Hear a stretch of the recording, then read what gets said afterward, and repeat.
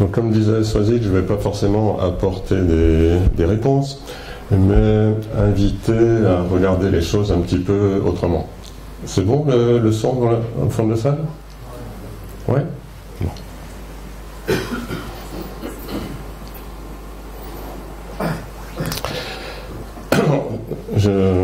L'idée de l'exposé, c'est en repartant de phrases de Steiner. Et en 1924, il dit qu'on peut décrire parfaitement les maladies, mais qu'on est incapable de les éviter ou de les soigner. Et donc on sait tout, encore plus en 2024 qu'en 1924, sur le génome, l'ADN, de toutes les petites bêtes maladies qui embêtent la vie, mais on ne sait toujours pas les soigner. Et l'idée de Steiner, c'est que pour comprendre ces choses-là, l'équilibre végétatif, les problèmes de maladies de parasites, il faut avoir recours à l'univers en entier. Alors ça fait beaucoup de pain sur la planche, mais on va essayer de voir s'il y a des idées qu'on peut développer pour mieux comprendre et faire un peu plus de prévention là-dessus.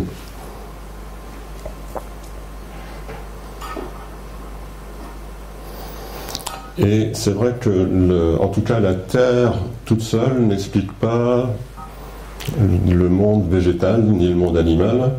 Même le monde minéral, il ne peut pas être entièrement compris par la Terre. C'est quand on voit l'organisation de toutes les plantes, mais cette fleur en particulier, c'est impensable que cette organisation s'explique par des lois de la gravité, de la physique et tout ça. Il y a un côté artistique, un côté forcément de lien au cosmos, aux planètes, dans tout ça. Et il y a d'autres conférences que celle de Biodynamie où Steiner explique que il y a différents niveaux d'organisation de compréhension de la plante, et qu'au niveau de la forme de la plante, elle ne se comprend que par rapport au cosmos, aux différentes étoiles qui sont dans le ciel. La croissance de la plante, elle dépend plus des étoiles, mais des planètes du système solaire. Et c'est seulement la partie métabolisme physiologique qu'on peut comprendre avec le domaine purement terrestre. Mais pour comprendre la globalité de la plante, il faut à la fois comprendre les lois terrestres, les lois des planètes et les lois du cosmos.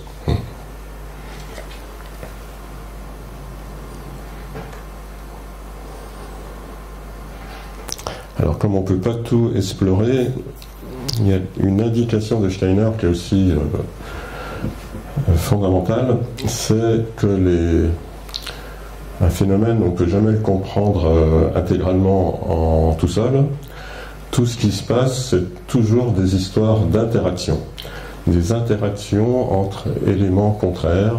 C'est là-dessus que reposent tous les processus, qui soient impliqués dans la santé ou dans les problèmes pathologiques. Donc c'est un peu cette idée d'interaction entre éléments contraires que j'ai un petit peu creusé pour cet exposé.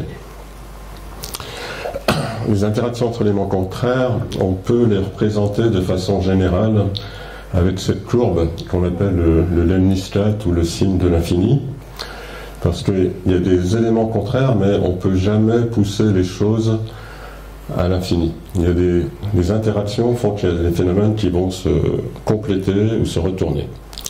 Donc si on veut comprendre un élément, on en donnera quelques exemples après, il faut se poser la question, quel est l'élément complémentaire, l'élément opposé sur lequel vont reposer les interactions et les processus.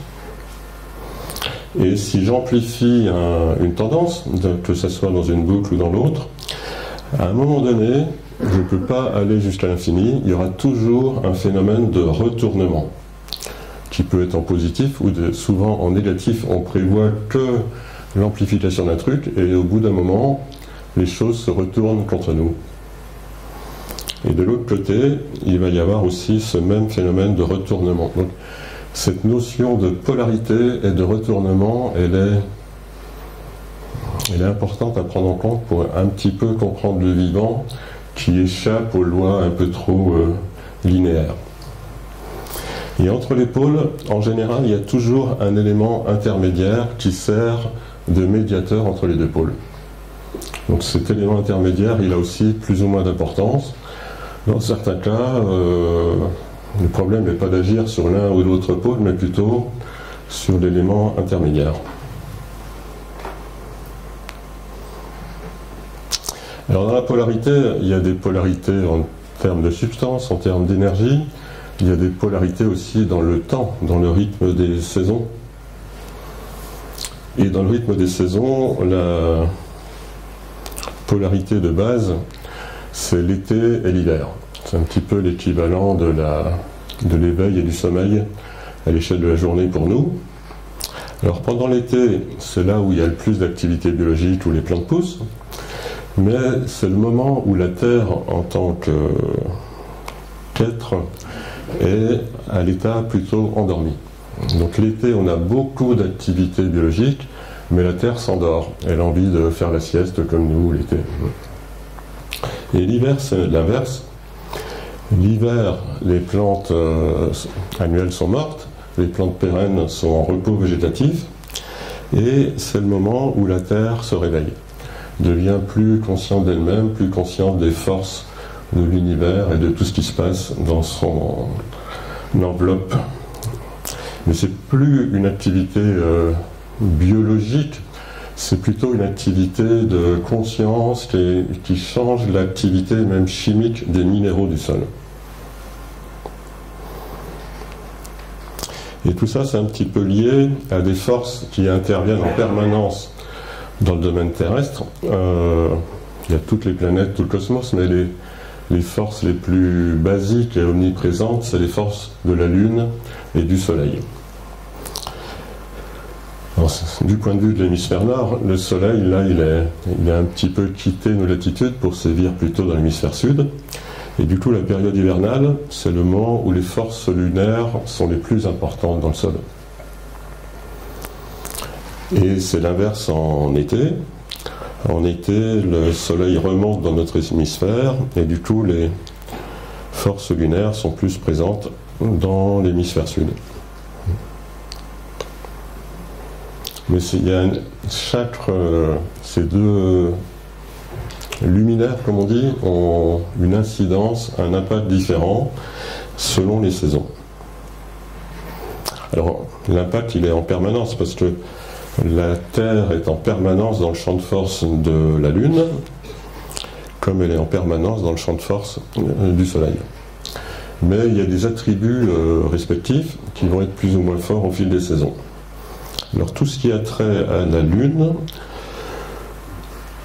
c'est avant tout l'apparition des formes. La Lune, en tant que telle, elle est un peu tournée sur elle-même, mais elle sert de lentille, de reflet de tout ce qui se passe dans le cosmos, et toutes les formes, qu'elles soient animales ou végétales, elles descendent sur Terre avec la Lune. On a aussi tout ce qui a trait au phénomène électrique et magnétique. La Terre est en permanence remplie de forces électromagnétiques. Ce ne sont pas des forces favorables à la vie en tant que telle. Il ne faut pas trop que ça déborde de la Terre. Mais c'est en lien avec la Lune, l'eau et tout ce qui se passe pendant l'hiver. Et pendant l'hiver, il y a des forces qui débordent de la Terre, d'origine électromagnétique, qui font les aurores boréales. L'explication scientifique, c'est que les aurores boréales viennent du ciel, mais pour Steiner, c'est des phénomènes qui se débordent de la Terre et pas qui viennent du ciel. Et en lien aussi au niveau des substances, c'est le moment de l'année où les substances ont la plus forte tendance à la cristallisation. Et on va voir ces forces de cristallisation ont une importance aussi dans tout le cycle ultérieur de la plante. Le Soleil, il n'est pas tellement dans l'origine des formes, mais plutôt l'origine de la vie en tant que telle.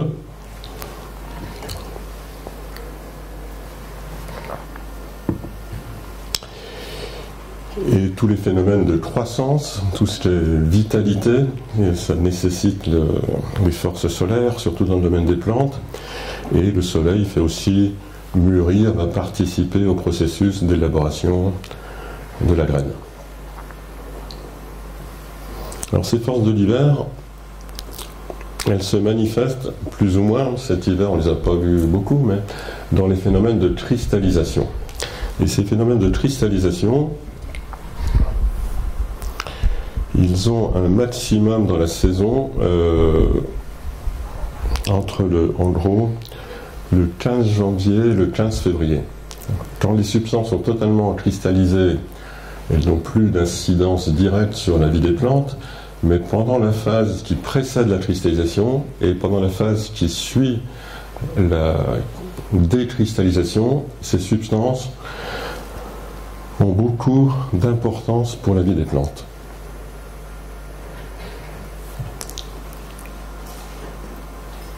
Et ces forces de cristallisation, ce sont justement des forces de tout l'univers qui rentrent dans la Terre pendant l'hiver, qui sont la constitution d'un potentiel de développement végétatif. Parce qu'après, il y a des forces estivales, mais ces forces estivales, elles ne font que utiliser un potentiel de forces de vitalité qui sont constituées l'hiver. S'il n'y a pas assez de forces de cristallisation qui se métamorphosent après en force de vitalité, eh bien le développement végétatif va être forcément limité et la force estivale va griller la plante de façon plus ou moins prématurée. Donc il y a toutes ces forces de l'hiver qui ne sont pas forcément bien comprises, bien prises en compte, et avec ces problématiques de changement climatique, il faut peut-être encore plus mettre de poids ou insister sur les forces de l'hiver pour résister après aux forces estivales. Et à ce niveau-là, c'est bien que les forces de l'hiver descendent dans le sol. Pour que la plante en profite, il faut que les forces après remontent à la fin de l'hiver dans la plante.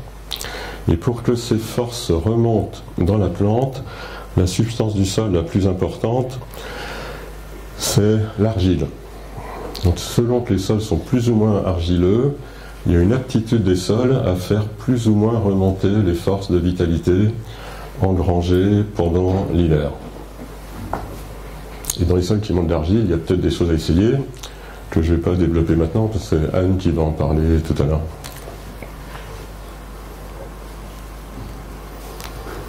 Et donc au niveau des substances dans les processus végétatifs, une polarité de base. D'une part, on peut mettre d'un côté la substance qu'on appelle l'acide silicique. C'est une forme de silice soluble utilisable par les plantes. Et cette silice, c'est ce qui permet à la plante de se fabriquer, de s'ancrer, de faire tout son métabolisme secondaire. Donc là, tout le monde végétal a besoin d'intérioriser de la silice. Et dans le monde animal, c'est l'inverse. La substance la plus importante, c'est l'acide carbonique, le gaz carbonique, qui est décrié beaucoup en ce moment. Mais ce gaz carbonique a aussi un aspect très utile. Mais pour l'animal, le problème, c'est pas d'incorporer l'acide carbonique comme la plante incorpore l'acide silicique. Le problème de l'animal, c'est d'éliminer le gaz carbonique. Donc d'un côté, il y a une intériorisation de l'acide silicique, et de l'autre côté, une extériorisation du gaz carbonique. Et ça rejoint ce que dit Steiner, c'est que les deux substances les plus importantes, c'est la silice avec l'acide silicique, d'un côté, mais de l'autre côté, pour la plante, il ne cite pas l'acide carbonique, mais on va faire le lien, il cite le calcium. Mais le calcium a toujours une petite tendance à se combiner avec l'acide carbonique pour faire du calcaire. Alors ce calcium influence les plantes, le monde végétal en général, et Steiner explique que s'il n'y avait pas assez de calcium sur Terre, les plantes auraient toutes des allures un petit peu rachitiques, elles feraient des tiges toutes fines, toutes tordues, elles feraient peut-être des fleurs, mais les fleurs resteraient stériles. Donc le calcium a une grosse importance dans la plante, au niveau physiologique, parce que c'est la substance qui permet le contrôle des acides. Toute croissance végétale s'accompagne d'une production d'acides. Si les acides s'accumulaient tout seuls, ça tuerait la plante. Donc plus la plante a du calcium à sa disposition pour neutraliser les acides, plus elle peut se développer. Et l'acide le plus impliqué dans le monde végétal de la croissance, c'est l'acide oxalique.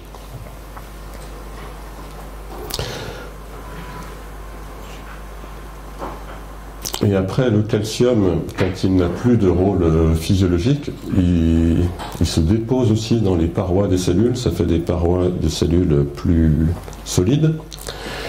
Et de temps en temps, quand le calcium n'a plus de rôle dans le cycle de la plante, il va cristalliser, justement avec les acides organiques, dans les vacuoles des cellules sous forme d'oxalate de calcium.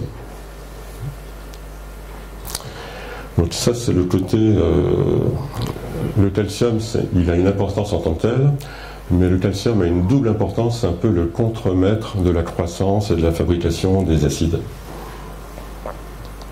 Donc il faut faire la distinction entre le calcium et le calcaire. Parce que c'est un problème dans la langue française aussi, dans la langue allemande.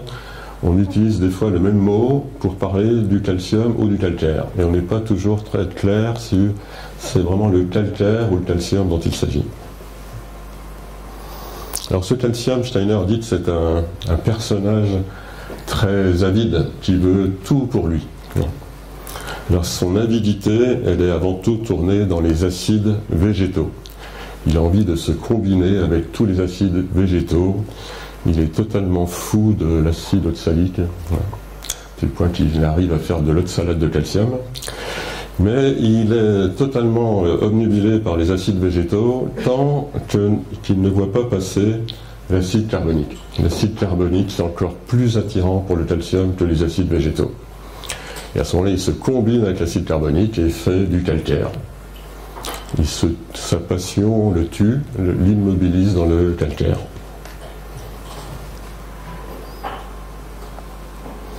Et la silice, tout le monde en parle en biodynamie, et elle est très quantitativement présente sur la planète, et du coup l'agronomie ignore la silice, ne parle jamais de la silice, du rôle de la silice dans les plantes. Alors ce rôle est méconnu aussi bien en agronomie qu'en biodynamie. Et l'image de Steiner par rapport au manque de silice, c'est que les plantes seraient incapables de faire des tiges et n'auraient pas de valeur alimentaire. Elles resteraient toutes au ras du sol, un petit peu comme des cactus.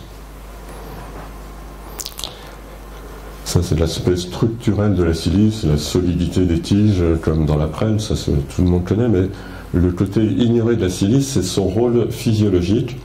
Et son rôle physiologique, c'est un rôle de catalyseur de toutes les réactions chimiques dans la plante, et notamment toutes les réactions du métabolisme secondaire. Le métabolisme secondaire, c'est ce qui permet de la rusticité, de la qualité des polyphénols, des anthocyanes et tout ça. Tout ça, la silice est impliquée là-dedans, mais de façon désintéressée. Elle ne se combine pas avec les substances comme le calcium, elle a un rôle simplement de catalyseur. Elle joue son rôle et à la fin de la réaction, elle n'est pas impliquée dans les produits de la réaction. Donc on a l'impression qu'elle ne sert à rien, mais elle est fondamentale dans la physiologie.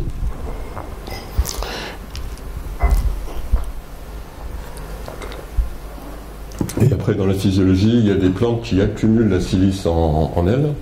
C'est surtout le cas des graminées, de toutes les monocotylédones. Et dans les ancêtres des monocotylédones, c'est les prêles qui accumulent la silice en elles.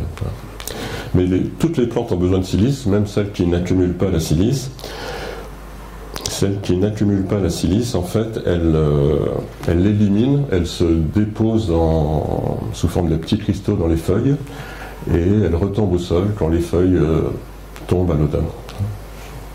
Donc les plantes qui accumulent la silice sont plutôt des plantes archaïques à feuilles persistantes, comme les prêles, les résineux, et les plantes modernes à fleurs, qui ont des feuilles caduques, entretiennent un cycle de la silice avec les feuilles qui retombent au sol.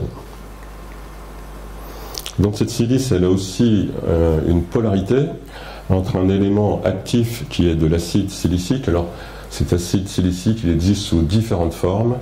c'est pas tout à fait la même forme chimique en sol calcaire qu'en sol acide, mais c'est lui qui entretient, qui rentre en jeu dans la physiologie de la plante, et qui est quand même relativement soluble. Et l'autre pôle de la silice, c'est le quartz, celui dont on se sert pour faire la silice de corne. Là, le quartz, c'est la silice la plus immobile, la plus inerte, qui n'est même pas assimilable par les plantes. Mais c'est une forme de silice qui est vraiment retranché dans un château fort, comme dit Steiner. C'est ce processus achevé dans le quartz. Une fois qu'on le réduit en poudre et qu'on le dynamise, ça va faire ressortir l'impact de la silice sur la plante. Pas en termes de quantitatif de substance, mais en termes de processus.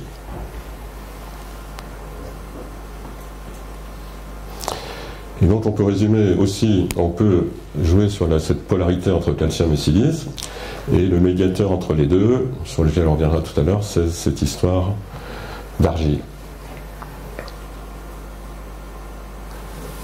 Alors le calcium, il est plus impliqué dans tout ce qui est lié à la croissance, à des phénomènes plus terrestres, et la silice plus impliquée dans des phénomènes plutôt d'origine cosmique. Et on peut dans la plante distinguer un peu, s'entraîner à distinguer ce qui relève de l'influence terrestre ou de l'influence cosmique. L'influence terrestre, elle se manifeste surtout dans le volume, les formes, le rendement, dans la partie aérienne de la plante. Et dans la partie souterraine, quand l'influence du calcium est marquée, ça fait des systèmes racinaires qui occupent du volume, qui sont plutôt fasciculés. Alors que l'influence de la silice, qui est plus de nature cosmique, ça fait des formes plutôt verticales, plutôt étroites, des racines pivotantes, des tiges, et ça se manifeste juste dans la graine, pas spécialement dans le fruit, mais typiquement dans la graine. Et aussi dans les phénomènes un peu de coloration et d'aromatisation.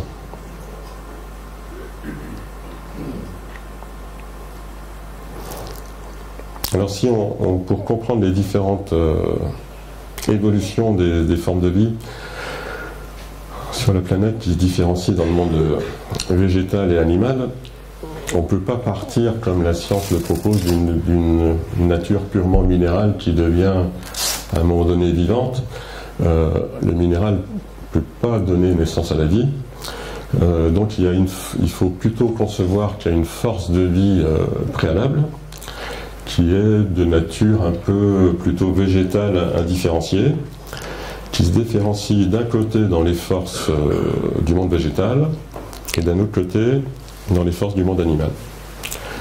Ces forces végétales, elles ont toujours c'est plein de croissance, mais la contrepartie de la croissance, c'est de l'accumulation du carbone. L'accumulation du carbone, ça va jusqu'à la fabrication de la lignine, et cette plante, elle devient un petit peu pétrifiée au fur et à mesure qu'elle fabrique du bois.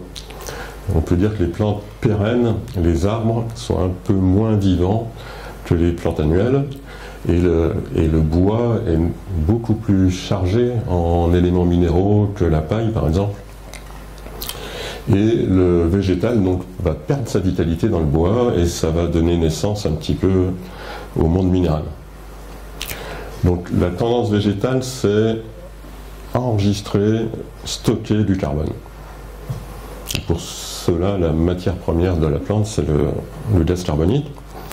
Alors que le monde animal, c'est l'inverse. Le monde animal, au lieu de se dévitaliser comme le monde végétal, il intériorise la vitalité pour s'en servir dans toute son activité animale, psychique, de mouvement, etc. Et il est protégé de l'accumulation du carbone par la respiration qui permet d'évacuer le carbone. Donc la nature typiquement animale, le processus, on pourrait dire, de nature purement animale, c'est la production d'acide carbonique. Et le processus typiquement végétal, c'est l'assimilation, la transformation du gaz carbonique. Donc ce gaz carbonique, c'est un élément fondamental dans tout le cycle du vivant.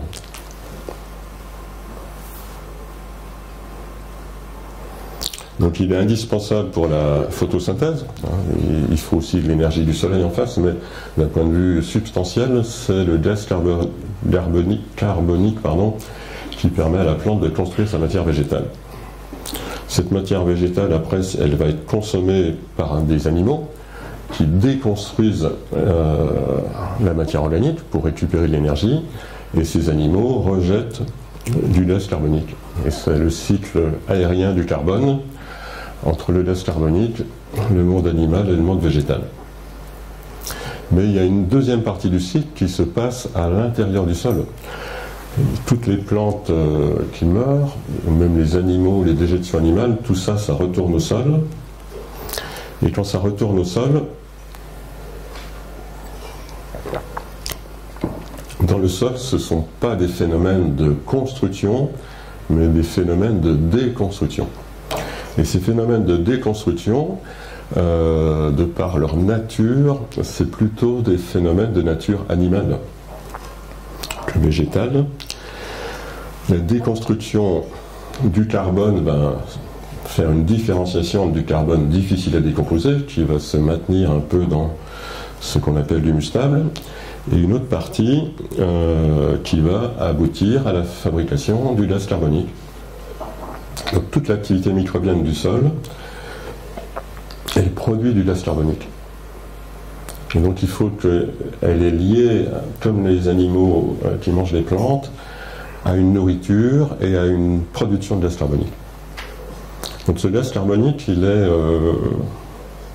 d'un certain côté, c'est un déchet du fonctionnement, mais il a aussi plein de rôles indirects. Il est fondamental dans le fonctionnement du sol. Voilà. Toute décomposition de matière organique produit du gaz carbonique. C'est un peu ce qui se passe aussi en vinification. On transforme des sucres en alcool, mais la vinification, la fermentation alcoolique, elle produit aussi du gaz carbonique, qui peut avoir des effets indirects à la vinification, utile ou pas. Et donc ce gaz carbonique, dans le sol, il y en a beaucoup plus que dans l'air qu'on respire. Et Steiner dit que l'air dans le sol est plus vivant que l'air au-dessus du sol parce qu'il contient plus de gaz carbonique. Donc c'est le reflet d'une activité animale plus forte. Alors si on regarde les chiffres qui ne sont pas si faciles que ça à trouver, la concentration en gaz carbonique, la pression partielle du gaz carbonique dans le sol, en sol naturel, elle peut être 30 fois supérieure à la pression partielle du gaz carbonique dans l'air. Donc c'est colossal. On ne pourrait pas vivre en respirant l'air dans le sol. Faut pas les autruches peut-être y arrivent, mais pas trop longtemps. Mais en tout cas, nous, si on mettait la tête dans le sol, on risquerait de mourir assez vite. Même en sol naturel. Mais en sol cultivé, si on met en œuvre des bonnes pratiques agronomiques, on peut arriver à des concentrations de gaz carbonique 300 fois supérieures, 10 fois supérieures au sol naturel. Donc c'est là où l'agriculture peut être plus ou moins bien faite, mais si on la gère de façon intelligente, on va augmenter très fortement la concentration de gaz carbonique, et cette concentration de gaz carbonique a plein d'effets bénéfiques, notamment dans la solubilisation des minéraux du sol. Alors pour qu'il y ait une concentration en gaz carbonique, c'est lié à de l'activité microbienne suffisamment intense. Pour que les microbes fabriquent du gaz carbonique, c'est un petit peu comme nous. Il y a une condition première qu'on oublie des fois, c'est qu'on a besoin d'oxygène. Si on n'arrive pas à inspirer de l'oxygène, on n'inspire plus de gaz carbonique. Et les microbes, c'est un petit peu pareil. Donc du coup, pour assurer une activité microbienne suffisamment intense, il faut être sûr qu'il y ait de l'oxygène qui rentre dans le sol. Et là, c'est pas la façon dont vous regardez les choses habituellement, mais il y a un rôle du travail du sol dans la gestion de ce flux d'oxygène. Et si on ne veut pas du tout travailler le sol, on va minimiser le flux d'oxygène, minimiser l'activité microbienne et la production de gaz carbonique. Et une fois que les microbes peuvent respirer, il faut qu'ils aient des matières organiques faciles à décomposer, qui soient suffisamment fermentescibles et qu'il y ait un rapport entre le carbone et l'azote adapté. Et ils fabriquent à ce moment-là beaucoup de d'acides.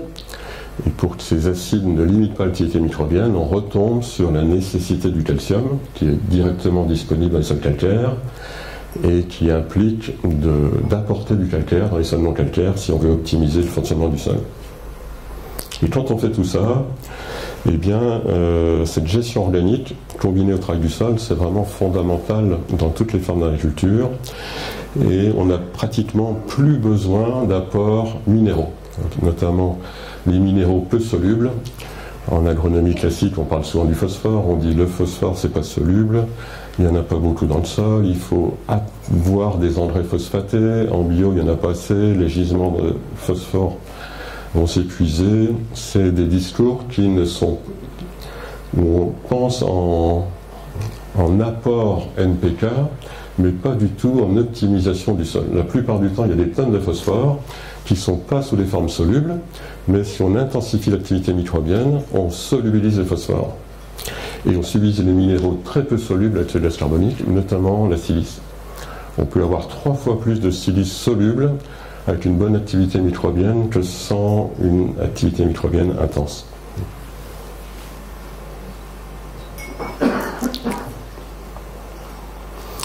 Alors, ça c'est juste pour cette forme de vie végétale et animale, c'est juste pour introduire un peu le jargon de Steiner. Ces forces de croissance purement végétative, c'est ce que Steiner appelle les forces éthériques, et les forces de nature plutôt animale qui consomment les forces végétales, les forces éthériques, c'est ce que Steiner appelle des forces astrales. Donc les forces astrales, les forces de nature animale, sont complémentaires aux forces éthériques, mais en même temps consommatrices des forces éthériques.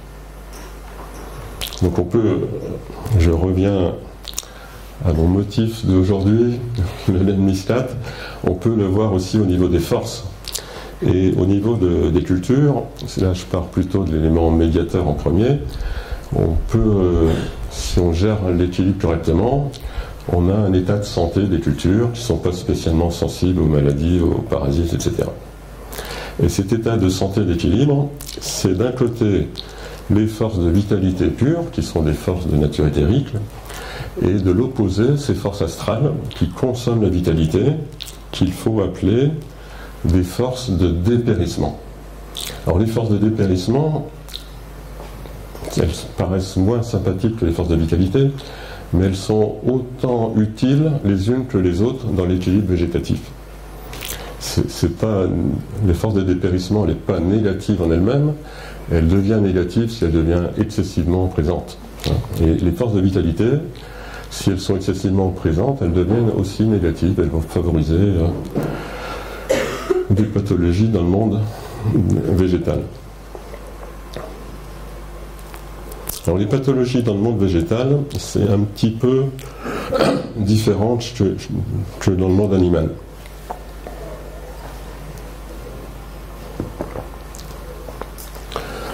Pour Steiner, il n'y a pas de facteurs internes au monde végétal qui génèrent des maladies.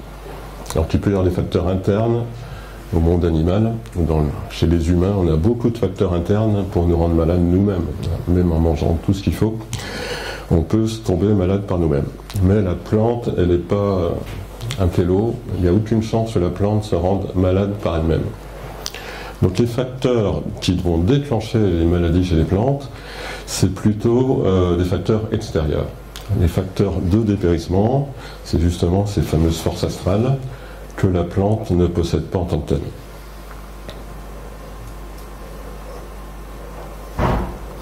Alors je fais une petite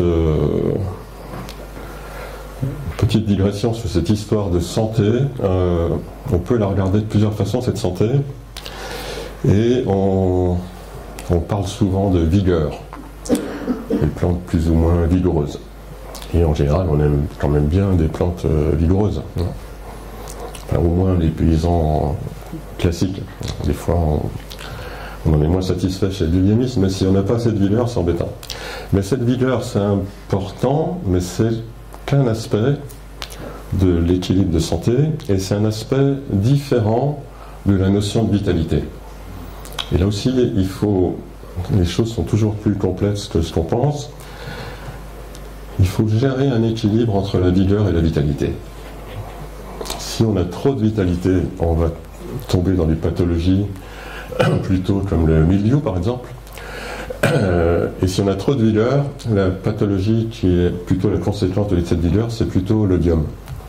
Donc la notion de vigueur et de vitalité, c'est un sujet qui mériterait une conférence en tant que telle, mais je ne vais pas avoir le temps de développer.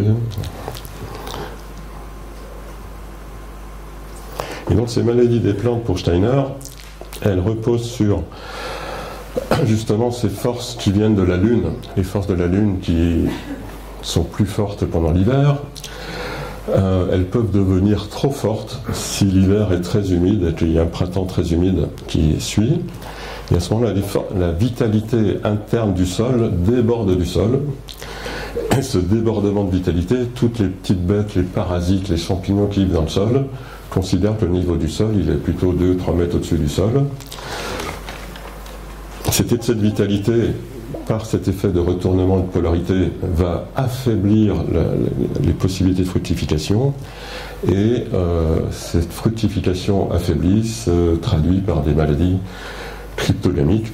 Alors toutes les maladies cryptogamiques ne s'expliquent pas par ça, mais la mildiou s'explique typiquement par ces phénomènes-là. Trop de force lunaire transmise par trop d'eau. Et ça, il faut s'en méfier au printemps, mais si on reprend 40-50 mm, même au mois de juillet, au mois d'août, le mildiou peut se réveiller quand même.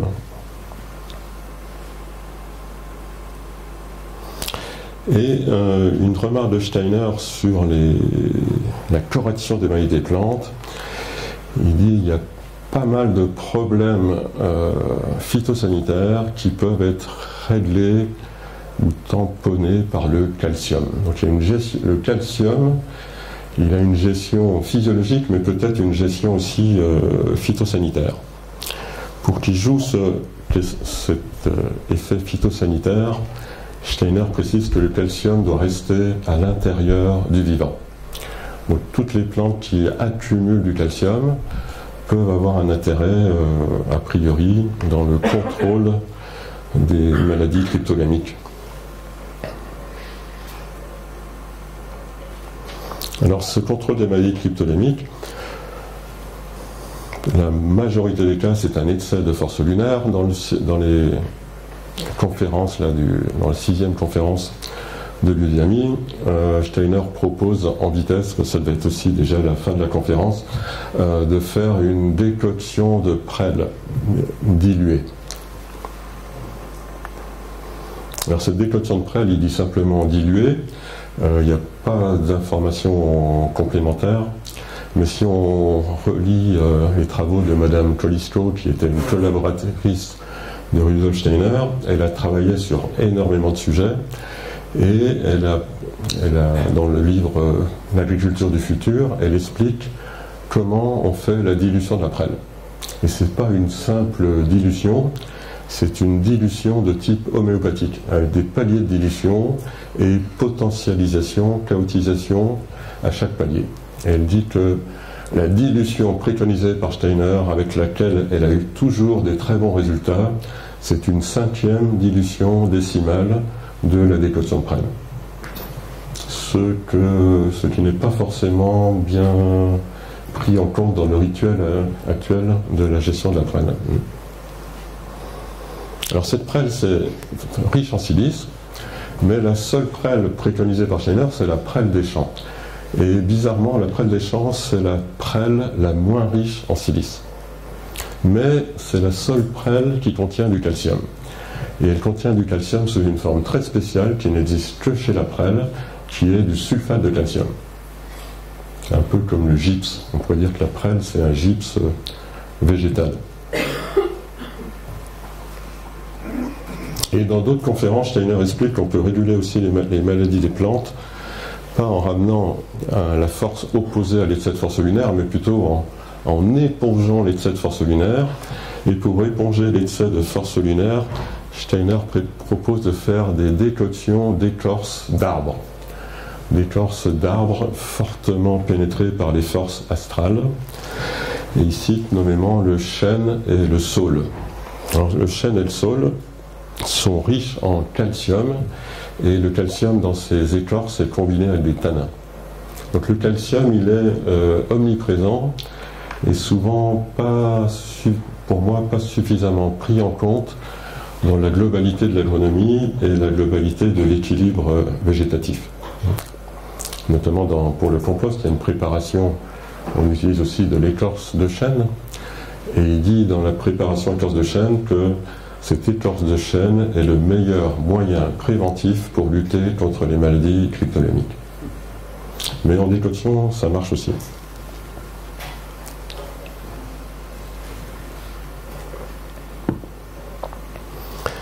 Alors, on va compléter par le...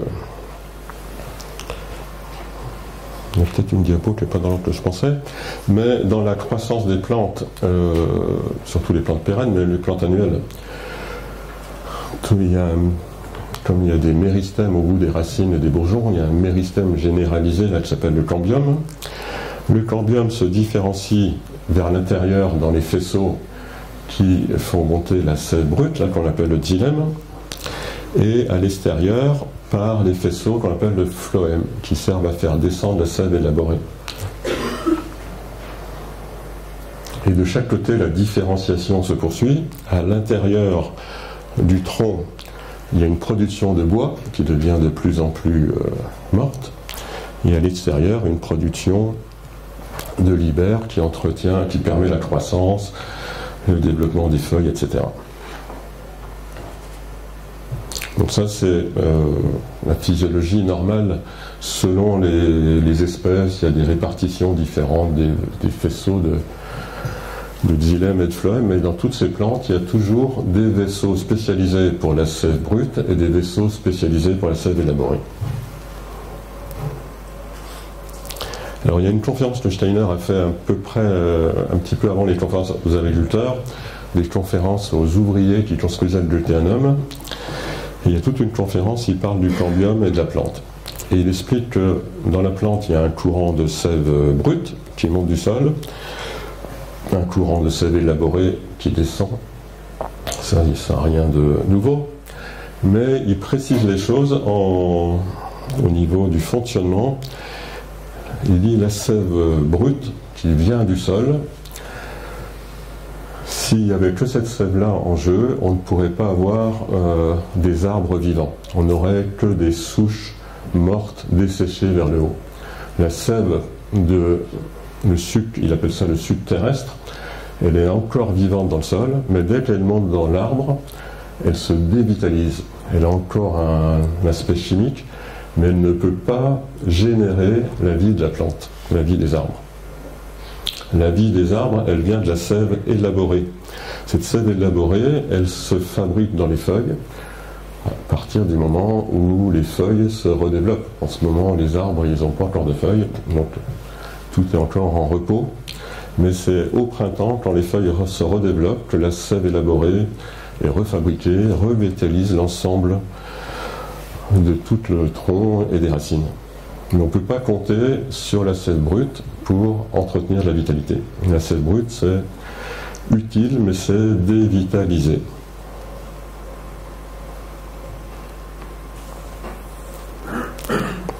Et il précise ces choses en disant que cette sève qui monte dans le tronc d'arbre, il appelle ça le suc terrestre, elle est totalement vivante et omniprésente dans l'épiderme de la terre.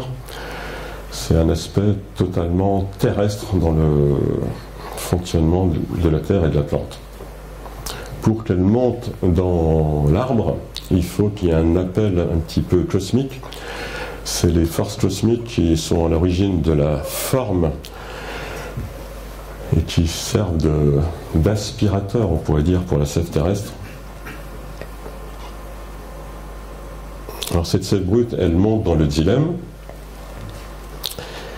et elle se dévitalise au fur et à mesure qu'elle s'élève au-dessus du terrestre, qu'elle passe dans un domaine intermédiaire entre le terrestre et le liquide. Mais si elle n'était toute seule, les arbres seraient morts. pour que ça devienne vivant, il faut qu'il y ait cette sève élaborée qui se fait dans les feuilles.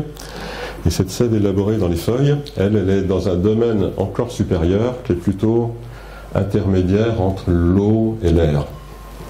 C'est là où on a la sève élaborée qui ramène des forces de vitalité. La sève brute, c'est que des forces chimiques dévitalisées. Et le lien avec le cosmos, ça se fait plutôt au niveau du cambium. C'est le cambium qui permet le lien avec le cosmos. Et le cambium, il est directement en phase avec la chaleur. C'est encore une dimension plus subtile, plus proche du cosmos, avec le lien avec la chaleur. Donc tous les éléments interviennent dans le cycle de la plante et les sèves interviennent à différents niveaux dans l'équilibre végétatif.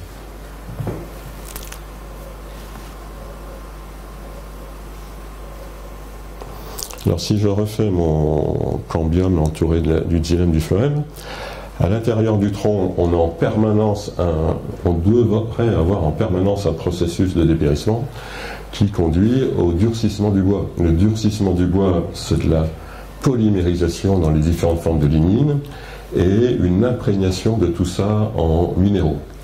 Alors la vigne, elle est moins forte que les arbres pour faire de la lignine vraiment solide.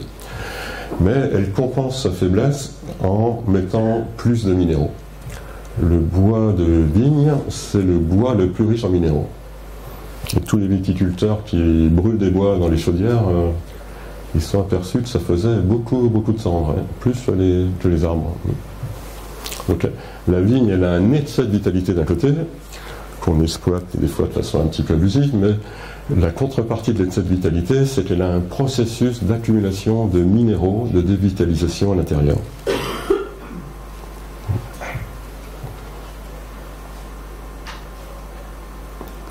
Et l'excès de vitalité, il y a plein de pratiques agricoles qui entretiennent un peu cet excès de vitalité. C'est la même chose, mais l'excès de vitalité, ça commence par le greffage. Le greffage, la taille, chaque fois qu'on mutile la plante, et dans les plantes cultivées, la vigne est peut-être la plante la plus mutilée qui soit, plus on mutile, plus on redonne une impulsion de vitalité. Mais cette impulsion de vitalité supplémentaire, on la paye forcément par un dépérissement à un autre niveau. Et donc, c'est une question ou un constat. L'excès de vitalité, ça peut faire une sève dans le libère un peu trop riche pour la plante. Et dès qu'on a une sève trop riche, c'est là qu'interviennent des petits régulateurs, des insectes piqueurs. Alors la lutte contre ces... Et puis dans la sève, il va se développer des choses un peu parasites, des cellules végétales. Alors on appelle ça des mycoplasmes, c'est des formes un peu bizarres sur lesquelles on ne peut pas lutter directement. Donc actuellement, quand on constate qu'il y a un excès de sève avec des mycoplasmes, on se polarise sur l'insecte piqueur. Et l'insecte piqueur, il est pour rien, mais c'est lui qu'on essaye d'éliminer. Il n'y a peut-être pas beaucoup de chances qu'on arrive à éliminer totalement l'insecte, et ça ne résoudra jamais le problème de déséquilibre de la sève de la plante. Donc d'un côté, l'excès de vitalité se traduit par des pathologies sur lesquelles on ne peut pas trop lutter. Et de l'autre côté, on a des problèmes, des fois, de manque de durcissement du bois. C'est un bois bien dur, théoriquement, il ne devrait pas être attaqué par des champignons, et quand on a des cortèges de champignons qui attaquent du bois, peut-être qu'il y a un manque de durcissement du bois. Il y a des équilibres dans les jeux de sève, dans les pratiques agricoles qu'il faut peut-être visiter pour essayer d'avoir des actions préventives, parce qu'actuellement il n'y a aucune action curative contre ces problèmes qui deviennent très présents dans la culture de la vigne.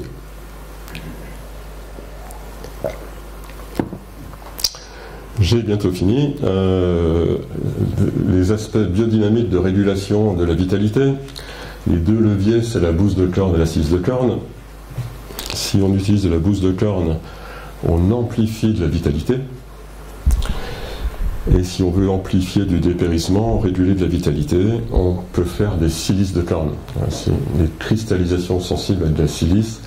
C'est vraiment une visualisation des phénomènes de dévitalisation qui peuvent être totalement utiles, surtout si on a un peu trop mis l'accent sur la vitalité par des pratiques agronomiques, mais aussi des fois des pratiques biodynamiques avec beaucoup de 500, ou peut-être encore plus avec de la 500P et tout ça, mais peut-être qu'il faut remettre de la silice en face. Et un des exemples, c'est de faire une silice en fin de saison, parce que le raisonnement de la silice, c'est surtout dans le sens du fruit, de la vendange, mais dans tout le cycle végétatif, et même Maria Thun disait ça au début, peut-être la silice la plus importante à faire sur la vigne, c'est à la fin de la saison, pour la saison d'après. On a fait un petit essai en Bourgogne, sur une parcelle qui était en biodynamie depuis très longtemps, sans faire de silice en fin de saison. L'image des sarments en repos végétatif a donné cette image-là, qui est correcte, mais pas totalement unifiée. Il y a notamment un centre un peu pathogène. Et dans la même parcelle, la modalité qui a reçu la silice en fin de saison, à la chute des feuilles début novembre, elle a beaucoup plus d'organisation, résorber les tendances un petit peu pathogènes.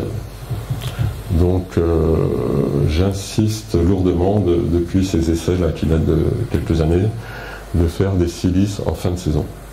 Peut-être il y a aussi des silices à faire au stade des bourgeons au printemps. Il faut revoir la gestion de la silice et de la gousse de corne aussi pour gérer l'équilibre végétatif. Voilà, donc je voulais explorer toutes ces notions de polarité avec le lemniscate. Alors, j'ai pas le temps de refaire défiler toutes les polarités, mais ce défilé de polarité, c'est une tentative de mieux comprendre le phénomène du vivant, et ça oblige à développer aussi des concepts un peu plus mobiles, un peu moins figés que d'habitude, développer des concepts mobiles et une pensée vivante. Et tant qu'on n'arrive pas à faire ça, on ne comprendra pas le vivant. Alors, un résumé, voilà, tous les lemnistates sont impliqués, interimbriqués, donc là, ça ne simplifie pas les choses dans la compréhension du vivant, mais il faut l'aborder de façon dynamique, sous tous les angles possibles. Et le dernier effort que je vous demande de faire, c'est un retournement du lemniscate. Et si on arrive à retourner comme un gant le lemniscate, ça fait une forme un petit peu comme ça. C'est un dessin de Steiner pour dire que d'un côté, il y a des choses qui sont arrivées à un terme, qui sont là, un petit peu tout ce qu'on sait de la sagesse ancienne, qui n'est plus forcément pertinent pour aujourd'hui, encore moins pour le futur. Il faut arriver à redévelopper un nouveau courant de force. Et ce nouveau courant de force, c'est uniquement les humains, de façon libre et consciente, qui peuvent le faire. Et il faut se prendre en charge avec des concepts vivants pour mieux comprendre les choses. Voilà tout le mal que je vous souhaite. Merci pour votre attention.